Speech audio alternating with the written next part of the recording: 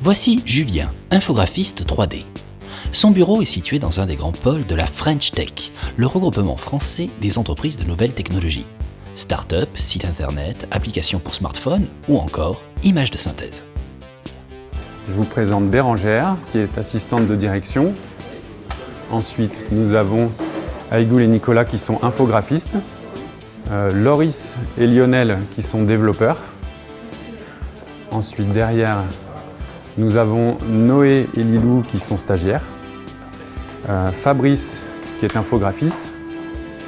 Et ici, nous avons les 6 fondateurs du studio.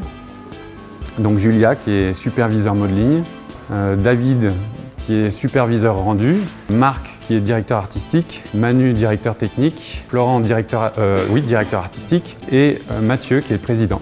C'est qu'il en faut du monde pour faire un film. Il y a les spécialistes de la modélisation qui fabriquent des objets en 3D, il y a ceux qui créent les textures, qui vont donner les couleurs et la matière, les spécialistes de la lumière et des ombres, les animateurs qui vont apporter le mouvement, ceux qui vont faire les calculs, ceux qui vont faire le montage, ceux qui vont ajouter le son, au minimum 10 personnes pour une seule image.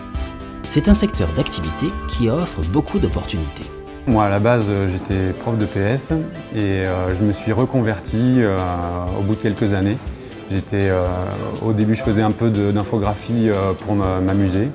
Et puis petit à petit c'est devenu une passion et j'ai réussi à en faire mon métier en quelques années. Oui, vous l'avez bien entendu, Julien a préféré plaquer ses élèves pour vivre sa passion. Et le plus intéressant est qu'il a appris tout seul le métier chez lui. Un vrai autodidacte. C'est vrai qu'au premier abord ça paraît très compliqué et c'est vrai que ça l'est, c'est un métier qui est très technique. Mais maintenant avec Internet et tout ce que nous propose la toile en termes de tutoriaux et de vidéos d'apprentissage, etc., on peut sans problème, avec un peu de persévérance, arriver à se reconvertir dans la 3D et même se faire sa propre formation si jamais on n'avait pas les moyens de faire une école. C'est tout à fait envisageable.